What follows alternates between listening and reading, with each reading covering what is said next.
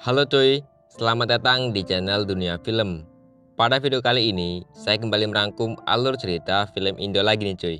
Film kali ini adalah film ketiga dari Dilan. Seperti yang kita tahu, 2020 kemarin, Dilan baru saja merilis trilogi filmnya. Di dalam film ini adalah penggabungan dari Dilan 1990 dan Dilan 1991. Bedanya, di film ini sudut pandang sepenuhnya mengarah kepada Dilan. Seperti apakah kejadian sebenarnya yang dialami Dilan? Oke, tanpa berlama-lama, kita langsung mulai saja alur ceritanya.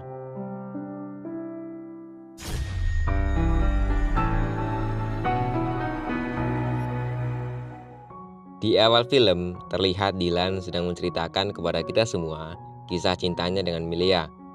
Kita dibawa kembali ke masa kecil Dilan yang masih berusia sekitar 10 tahun. Seperti anak kecil pada umumnya, Dilan juga anak yang suka jahil.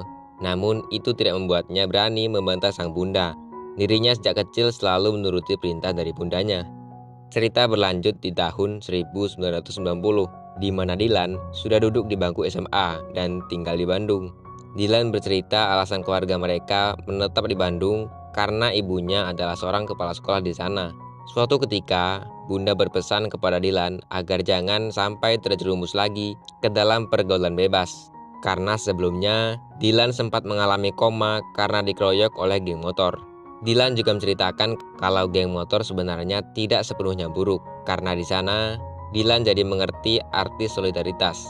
Suatu hari saat di sekolah, Dilan diberitahu teman-temannya kalau ada anak baru yang bernama Milea. Awalnya, Dilan tak peduli dengan kabar tersebut. Namun malam harinya, ia mulai kepikiran untuk mengenal lebih dekat sosok Milea. Paginya, Dilan memberanikan diri untuk mendekati Milea. Mulai dari mengantarkannya pulang, memberi sebuah hadiah berupa TTS, dan menuliskan nama-nama orang yang menyukai Milea, lalu mencoretnya. Buat kalian yang ingin kejelasan dari scene ini, bisa tonton video saya sebelumnya. Oke, kita percepat saja ceritanya.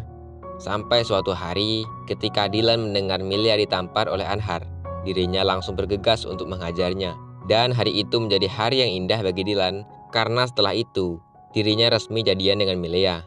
Namun tidak untuk hari berikutnya, di mana Dilan secara resmi dikeluarkan dari sekolah karena sudah terlalu banyak membuat masalah. Ditambah lagi saat Dilan dikeroyok oleh kakaknya Anhar yang tak terima adiknya dipukul. Dan saat Milea bertanya, Dilan justru menjawab bahwa yang mengeroyoknya adalah agen CIA. Malam harinya, Dilan berencana melakukan balas dendam dengan kakaknya Anhar. Namun, Milea datang untuk mencegahnya pergi. Dilan semakin panas ketika dirinya melihat ada seorang lelaki bersama Milea. Yang seperti kita tahu, lelaki itu sebenarnya adalah Yugo, sepupu Milea. Setelah itu, Dilan dan gengnya pergi menuju Sentrum untuk bertemu kakaknya Anhar. Akan tetapi, sebelum bertemu kakaknya Anhar, lewatlah sekelompok polisi yang sedang melakukan patroli. Alhasil, mereka semua pun panik dan segera pergi melarikan diri.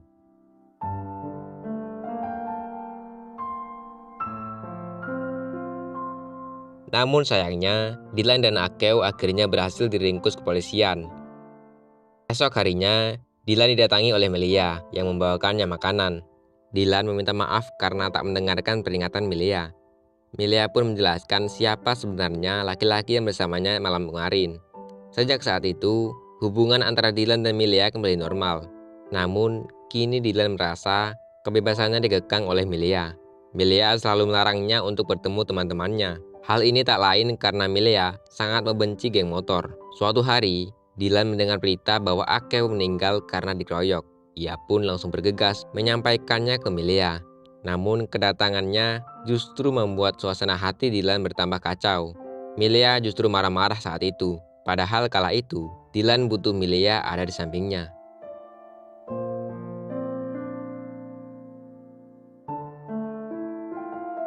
Dilan sangat terpukul dengan kematian sahabatnya Akeo.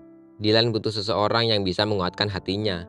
Dilan butuh Milea untuk menguatkannya. Namun, Milea justru semakin menjauh.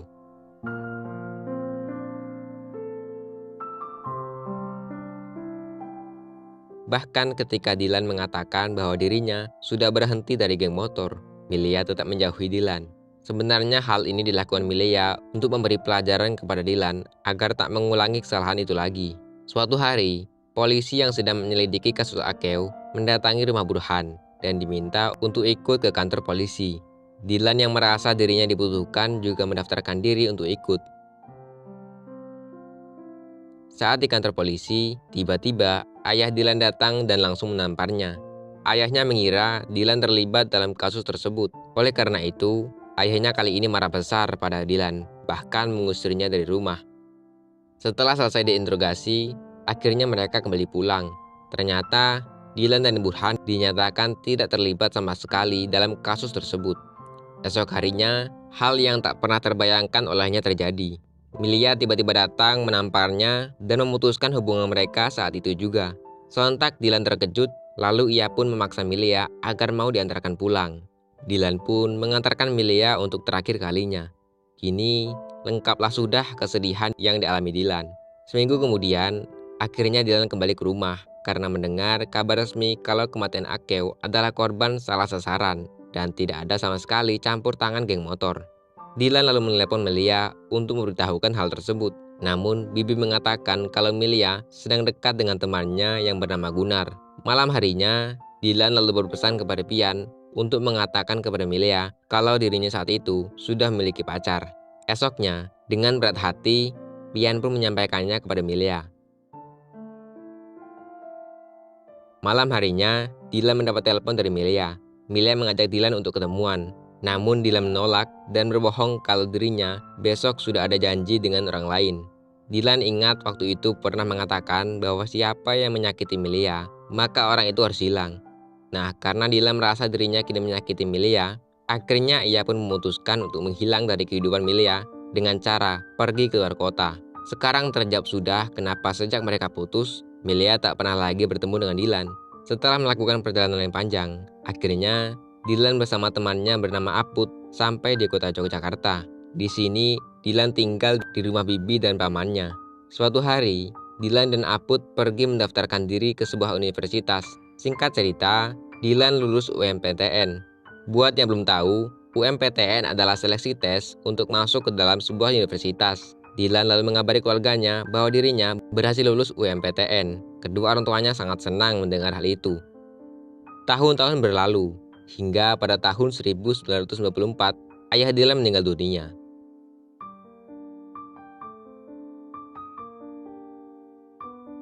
Karena ayah Dylan seorang tentara, maka pemakamannya dilakukan secara militer. Setelah pemakamannya selesai, Milia terlambat datang ke sana. Dan saat itu, di samping Dylan sudah ada wanita lain yang mendampinginya. Sejak ayahnya meninggal, kehidupan Dylan berubah. Kini, Dylan dan keluarganya harus pindah ke rumah barunya. 3 tahun kemudian, pada tahun 1997, Dylan yang saat itu sudah magang di Jakarta, tanpa sengaja bertemu Milia. Dan ternyata, Milia sekarang sudah memiliki seorang tunangan bernama Henry. Dylan sempat kembali ke Bandung setelah mendengar salah satu guru favoritnya meninggal dunia. Suatu hari, Dylan mendapat telepon dari Milia. Disinilah mereka saling membuka diri tentang yang sebenarnya terjadi kala itu. Dylan yang menjelaskan kalau wanita yang berada di sampingnya di pemakaman adalah saudaranya. Milia yang mengatakan kalau sebenarnya tidak memiliki hubungan apa-apa dengan Gunnar, dan banyak salah pahaman yang akhirnya terbongkar di sini. Rasa sesal mungkin menyelimuti Dylan dan Milia. Menyesal kenapa mereka tidak saling membuka diri waktu itu. Namun apalah daya, nasi sudah menjadi bubur. Hal yang sudah terjadi tidak dapat terulang kembali. Film diakhiri ketika Dylan dan Milia akhirnya bertemu kembali saat reunian kelas.